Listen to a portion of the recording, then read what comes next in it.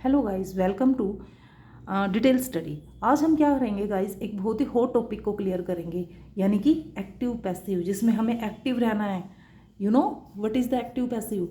चलिए सबसे पहले मैं आपको ये समझाती हूँ कि एक्टिव पैसिव क्या होता है। मैं एक सेंटेंस लिखती हूँ, देखिए सिंपल सेंटेंस है। आ हंटर किल्स अ लायन।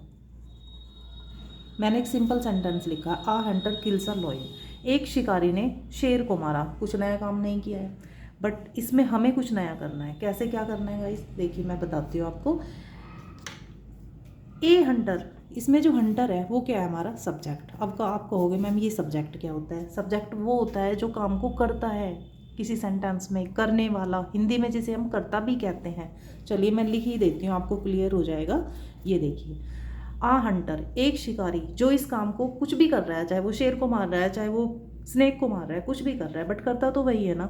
तो आ हंटर इज द सब्जेक्ट, ये हमारे पास सब्जेक्ट हो गया। ओके गाइस, अब उसने किल किया है किसी को, तो ये उसका वर्ब हो गया। वर्ब मीन्स क्रिया। उसने क्या काम किया, अभी शिकारी ने क्या किया है, कुछ तो किया होगा ना। तो उसने किल किया है किसी को, किसी एनिमल को, किसी बर्ड को, तो हमारा वर्ब क्या हो गया, किल हो गया। अच्छा, सब्जेक्ट हो गया, वर्ब हो गया। हंटर किल, हंटर ने किल किया, किसको किया।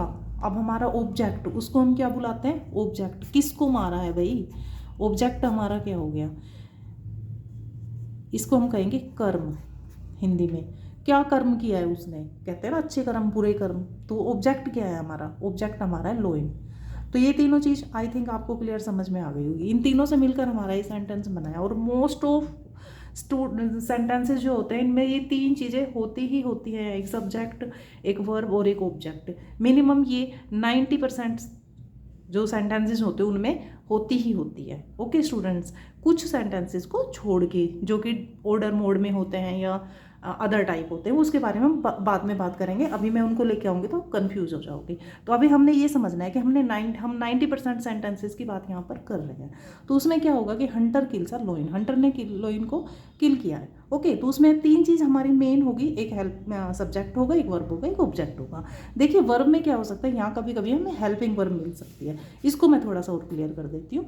यहाँ पे हमें कभी कभी नहीं, आप कहें कि मोस्ट ऑफ टाइम हमें हेल्पिंग वर्ब मिलेगी। किसके साथ मिलेगी, वर्ब के साथ। ये इसी का एक पार्ट है। अब आप कहोगे मैम हेल्पिंग वर्ब, ये हेल्पिंग वर्ब कहाँ से आ गई। हेल्पिंग वर्ब क्या होती है, हेल्पिंग वर्ब आपने काफ़ी बार पढ़ी है और आप उसको आइडेंटिफाई भी करते हो। देखिए is am are, was were, has have, had, has have had, will shall, main तो यही होती है। बीन ये भी होती हैं। अब आप कहोगे मैम ये हेल्पिंग वर्ब का क्या फंडा है, ये क्यों यूज़ करी जाती है। देखिए गाइज, सेंटेंस में हम is am are, was were, has have had और ये विल शैल होते हैं। ये जो हेल्पिंग, देखिए इनका नाम ही हेल्पिंग है, ये मेन वर्ब नहीं होते, ये हेल्प करती है। क्या हेल्प करती है ये, अब ये क्या हेल्प करती है बताएं, मैं आपको बताती हूँ। ये हेल्प करती है हमें टेंस को आइडेंटिफाई करने में।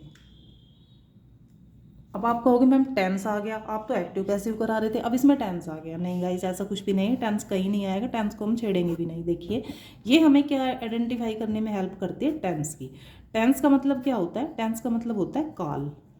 काल हिंदी में काल पढ़ा है ना आपने, वर्तमान काल, भूतकाल, ठीक है। तो प्रेजेंट टेंस, पास्ट टेंस और फ्यूचर टेंस, ये तीन टेंस होते हैं। ये जो हैं ये हेल्प करती है हमें जो ये टेंस है उसको आइडेंटिफाई करने में। जैसे कि यहाँ पर तो फर्स्ट फॉर्म है, ये यहाँ पर अगर इज होता, इज किलिंग होता, तो इसका मतलब ये होता कि अभी शिकारी जो है वो शेर को मार रहा है। अभी हमारा काम किस में है, प्रोसेस में है। और अगर मान लो यहाँ पर वाज होता तो इसका मतलब हंटर ने शिकारी को मारा था।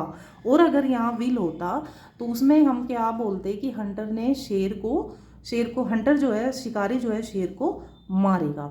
ओके स्टूडेंट्स, तो ये हेल्पिंग वर्ब हमें हेल्प करती हैं। मेन वर्ब क्या है, किल है। इज किलिंग लिखते तो उसमें क्या होता, हमें ये पता चल जाता काम अब हो रहा है, पहले हो चुका है, आगे होगा। सिर्फ हेल्पिंग वर्ब का ये काम होता है। ओके, तो ये देखिए एक्टिव है इसमें कौन, हंटर, तो इसे हम क्या कहेंगे, एक्टिव वॉइस।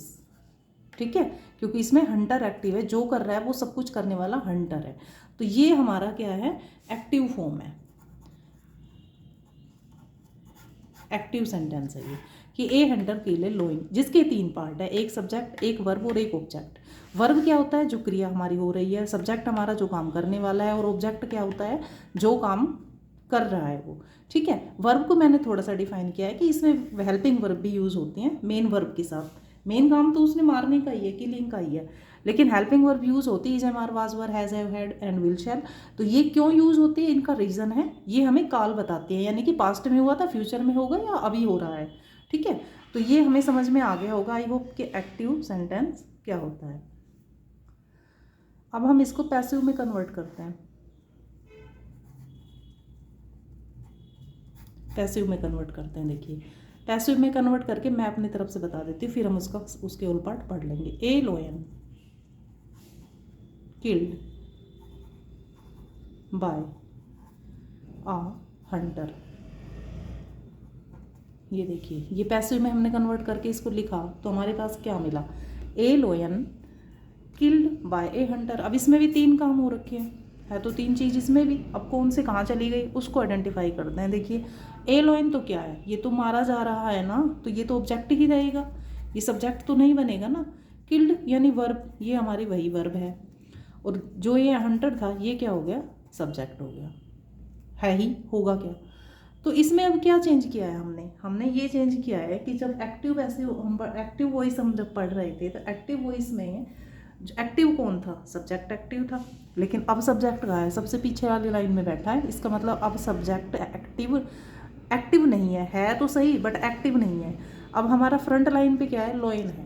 लोइन क्या है, हमारा ऑब्जेक्ट। तो ये कौन सी फॉर्म में आ गए, अब हम पैसिव फॉर्म में। और पैसिव फॉर्म का एक और आइडेंटिफिकेशन होता है गाइस, उसमें हमेशा थर्ड फॉर्म यूज होती है, प्लस बाय। अगर आइडेंटिफिकेशन के बारे में आपसे पूछ लिया जाए ये एक्टिव है या पैसिव है, तो आप तुरंत देखिए उसमें थर्ड फॉर्म अगर बाय है तो वो हमारा पैसिव फॉर्म है। तो गाइज देखिए, मैंने आपको यहाँ पे ये समझाया है ओनली कि एक्टिव क्या होता है और पैसिव क्या होता है। एक्टिव काम वही हो रहा है इसमें, इस लाइन का मीनिंग भी सेम है, इस लाइन का मीनिंग भी यही है, a lion killed by a hunter, कि एक लोइन जो है वो मारा जा रहा है शिकारी के द्वारा। काम तो शिकारी ही कर रहा है, काम वही कर रहा है, उसका वर्ब वही है कि वो मार रहा है, लेकिन वो लोइन को मार रहा है, वो भी सेम थिंग है। चेंज क्या है इसमें कि इसमें अब हमारा जो सब्जेक्ट है वो बाद में फ्रंट लाइन से बैक लाइन पे, बैक फुट पे चला गया है, और फ्रंट में हमारे पास क्या हो गया है, ऑब्जेक्ट आ गया, यानी कि शेर को हाईलाइट कर दिया, यानी कि ऑब्जेक्ट को हाईलाइट कर दिया। आई होप आप समझ गए होंगे एक्टिव और पैसिव की जो डेफिनेशन है, मैंने आपको एक एग्जांपल के थ्रू सिर्फ वही समझाया गाइस। आप मुझे फॉलो करते रहिए, मैं एक्टिव और पैसिव को आपके लिए इतना इजी बना दूंगी कि आप सोच भी नहीं सकते। आई थिंक आप अभी से सोचना शुरू कर दीजिए। आई होप आपको ये मेरा कॉन्सेप्ट समझ में आया होगा गाइस। मिलती हूँ मैं नेक्स्ट वीडियो में आपके पास, और उसमें मैं आपको उसके कुछ मेन रूल जो होते हैं, main rule I mean standard rule जो होते हैं उनको बताऊंगी। वो बताने के लिए होंगे ताकि मैं एक स्टैंडर्ड फॉर्म आपके सामने रख सकूं, और उसके बाद मैं आपको फिर कराऊंगी अपने जो मेरे ट्रिक एंड सिंपल रूल होते हैं वो मैं आपको बताऊंगी, ताकि आप उनको फॉलो करो और आप इजीली इसको सोल्व कर सको। Thank you students watching my video, please subscribe and share. Thank you students, bye again.